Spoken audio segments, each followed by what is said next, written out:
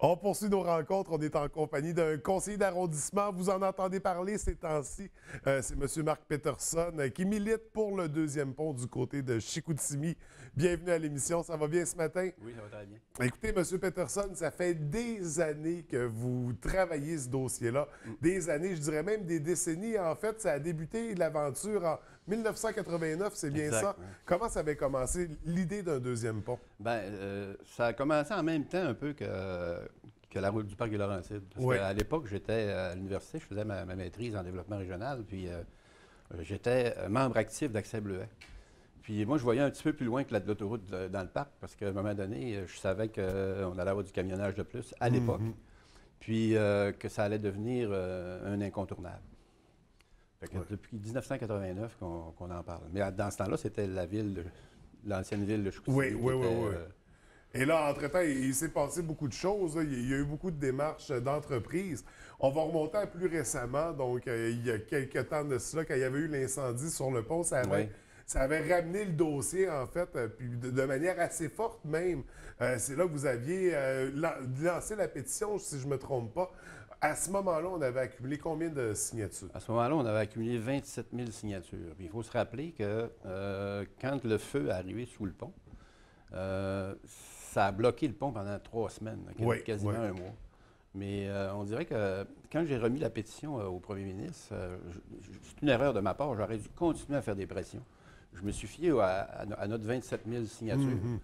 Mais dans la région, je me rends compte qu'il faut qu'on continue à travailler, puis à mettre de l'huile sur le feu, finalement. Oui. Là, la deuxième pétition va être de 50 000 noms.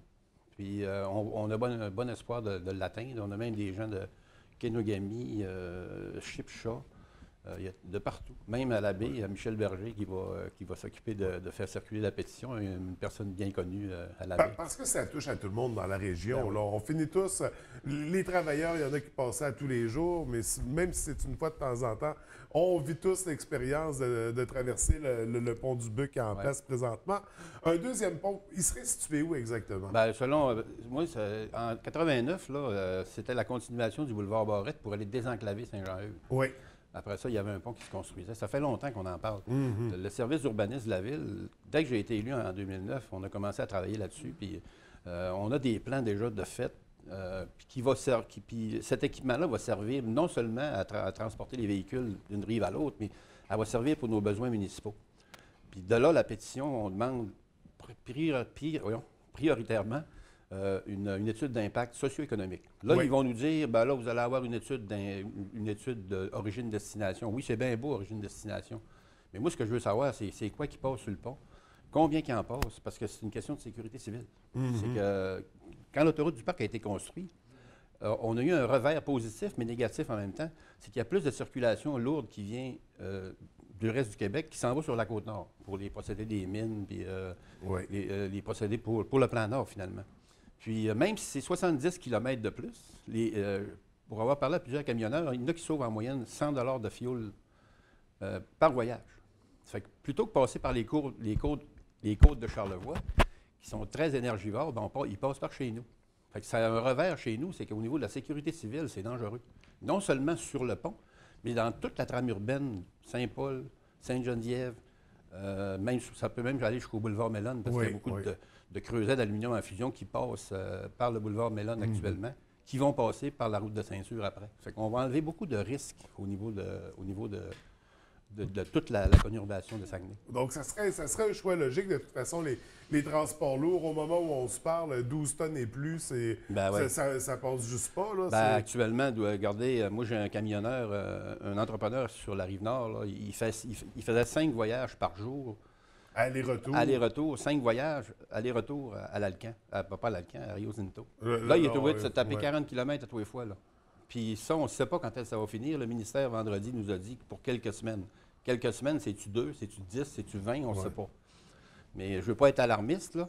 Mais on a le droit de vivre aussi sur la Rive-Nord. Mais on a le droit de vivre aussi à Chicoutimi, à Jonquière aussi, puis même à Chipcha. Parce que là, actuellement, le détour de 40 km qu'on fait, ben c'est bien de valeur, mais ça va dans la trame urbaine de Kenogami, qui a des routes qui ne sont pas faites pour avoir du trafic lourd. Là. Oui, tout à fait. Donc, au moment où on se parle, il y a une urgence pour un deuxième Exact. pont, mais on l'a depuis quand même longtemps, cette urgence-là. Là, il y a la pétition qui circule. On vise 50 000 50 000, signataires au total c'est ça. de l'ensemble de la région, mais même de l'extérieur, là. Tout le monde peut participer à la pétition. Ce qu'on va faire, la première pétition que j'ai mis, là, je l'ai mis dans les dépanneurs, dans Oui. les commerces, puis tout ça. Puis, c'est pas la façon idéale de faire une pétition, parce que les gens, des fois, ils font seulement que signer. Ils font seulement qu'écrire, ils écrivent Joseph Tremblay, Saguenay, ou Maria Tremblay, Robertval. Mais il faut que ce soit adresse. Fait que là, je la fais signer porte à porte. OK. J'ai beaucoup de gens qui sont prêts. J'ai une personne dans le quartier qui va faire, qui est dans le quartier chez nous, qui va faire une quinzaine de rues. Oui. Il rentre dans les maisons, fait signer la pétition en bonne et due forme pour que quand elle va arriver à Québec, le nom va être valide. Pour que si on dit qu'on a 50 200 personnes, ben c'est 50 200 personnes valides. Mais ce qui est intéressant, c'est qu'il y a des conseillers municipaux qui m'interpellent aussi. Simon-Olivier Côté, à Qui s'est Chicoutimi-Nord, joint, oui, d'ailleurs, s'est au joint mouvement, au là. mouvement. Oui. C'est important de mentionner que lui, il y a une maîtrise en environnement. Là. Tu sais, c'est pas des... Ouais. C'est pas des... Il Pas y a un un autre pic, là. discours crédible. Il y a un Là. discours assez crédible, puis c'est important pour lui qu'on fasse une étude d'impact socio-économique. Moi, je veux savoir, par exemple, si on construit un deuxième pont, ben, dans mon quartier ou dans le quartier de Simon, ou même à Chicoutimi, Jonquière, on va pouvoir faire des circuits d'autobus qui vont être en circuit au lieu d'être des allers-retours des quartiers. On va pouvoir améliorer le transport en commun en Oui. faisant de l'asphalte. Oui. C'est paradoxal, mais ça peut aider. Sous le pont, qu'est-ce qu'on fait? On pourrait-tu turbiner en marée motrice ou au fil de l'eau? Ça, on ne sait pas. Il y a une usine de marée motrice en France qui s'appelle la Rance. Elle produit 276 mégawatts d'électricité. Si on réussissait, par exemple, à faire 50 ou 55 mégawatts sous le pont, sous le nouveau pont, 50 à On pourrait même l'éclairer. on pourrait même non, mais vous riez, mais à 115 du kilowattheure, c'est le prix qui est donné à la compagnie française qui est déguisée en compagnie québécoise dans le parc de Laurentides, là, qui a des éoliennes. Là. Ils ont 12 cents du kilowattheure, ça veut dire 112 piastres du mégawattheure. On ramasserait 50 millions par année. 50 millions par année, j'ai fait des petits calculs, là. On paye notre centrale sur 50 ans à 20 millions par année. Il nous reste 25 millions pour faire du développement. Mais ça, je ne veux pas que ce soit le gouvernement qui la fasse. Je voudrais que ce soit Saguenay qui la fasse. Pour que nous autres, on soit... On regarde le profit, le Ben, revenu c'est de ça. Ben, parce que moi, je me dis, on a des ressources naturelles. Il n'y a pas un que Rio Tinto qui a le droit de turbiner le Saguenay. Là. Oui. Nous autres, on a le droit de vivre aussi au Saguenay-Lac-Saint-Jean. Puis en tant que région, ben, si on allait chercher 25 millions de revenus annuels, là, ben, moi, je vous dis, si on veut se faire un programme de remboursement de la dette de la ville, au bout de 10 ans, on n'aurait plus de dette à Saguenay. Oui, oui.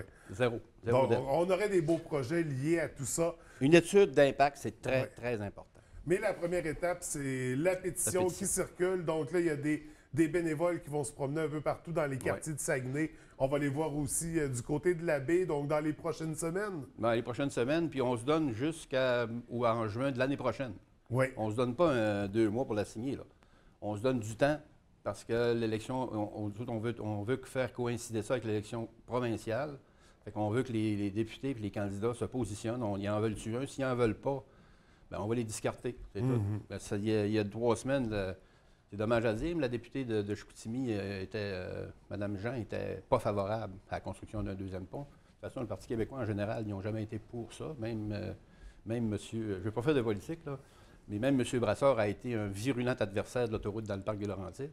Ben, s'ils ne veulent pas, ben, les 50 000 signatures qu'on a, ben, on fera des pressions. On va dire, ben, regardez, si vous ne voulez pas, ben, on va voter pour un autre. Oui, parce que 50 000 signatures, ce serait la voix un d'une poids. communauté. Il faut se rappeler que la pétition pour le nouveau pont, c'est pas Marc Petersen, c'est 50 000 signatures. Oui. C'est 50 000 personnes qui sont en arrière de nous autres. Là. Donc, Moi, c'est puis les Simon gens du Olivier. Saguenay-Lac-Saint-Jean Exact. qui se manifestent, d'où l'importance de la pétition.